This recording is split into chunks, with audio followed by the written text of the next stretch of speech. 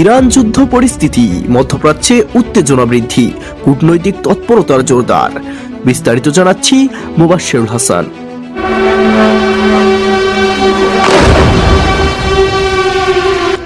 মধ্যপ্রাচ্যে ইরানকে ঘিরে সামরিক ও কূটনৈতিক উত্তেজনা নতুন করে বৃদ্ধি পেয়েছে। সাম্প্রতিক সময়ে ইরানের আঞ্চলিক প্রতিপক্ষ ও পশ্চিমা দেশগুলোর মধ্যে সম্পর্কের টানাপোড়েন আরও তীব্র আকার ধারণ করেছে। বিশেষ করে ইরান ও ইসরায়েলের মধ্যে পাল্টাপাল্টি হুমকি, সীমান্তবর্তী এলাকায় হামলা ও প্রতিরক্ষা জোরদারের খবরে পুরো অঞ্চল জুড়ে উদ্বেগ ছড়িয়ে পড়েছে। অন্যদিকে যুক্তরাষ্ট্র পারস্য উপসাগরে তাদের সামরিক উপস্থিতি বাড়িয়েছে বলে আন্তর্জাতিক গণমাধ্যমে জানা গেছে।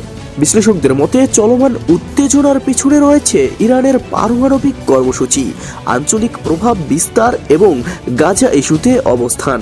ইসরায়েল ইরানের সম্ভাব্য পারমাণবিক সক্ষমতাকে তাদের নিরাপত্তার জন্য হুমকি হিসেবে দেখছে। অপরদিকে ইরান বলছে তাদের কর্মসূচি সম্পূর্ণ শান্তিপূর্ণ উদ্দেশ্যে পরিচালিত হচ্ছে। এদিকে জাতিসংঘ উপস্থিতি নিয়ন্ত্রণে রাখতে সংশ্লিষ্ট পক্ষগুলোকে সংযম প্রদর্শনের আহ্বান জানিয়েছে। আন্তর্জাতিক সম্প্রদায়ও সরাসরি সংঘাত এড়াতে কূটনৈতিক সমাধানের উপর জোর দিচ্ছে। মধ্যপ্রাচ্যের বিভিন্ন দেশে নিরাপত্তা ব্যবস্থা জোরদার করা হয়েছে। তেল বাজারেও এর প্রভাব পড়েছে। আন্তর্জাতিক বাজারে অপরিশোধিত তেলের দামে অস্থিরতা দেখা গিয়েছে। বিশেষজ্ঞরা সতর্ক করে বলছেন, যদি কূটনৈতিক প্রচেষ্টা ব্যর্থ হয় তাহলে এই সংঘাত বৃহত্তর আঞ্চলিক যুদ্ধে রূপ নিতে পারে, যার প্রভাব বিশ্ব অর্থনীতি ও নিরাপত্তা পরিস্থিতির উপর গভীরভাবে পড়বে।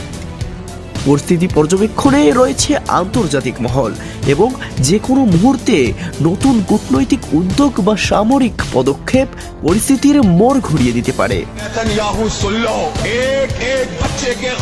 Desk report, Mubashshirul Hasan, CST global news 24 TV.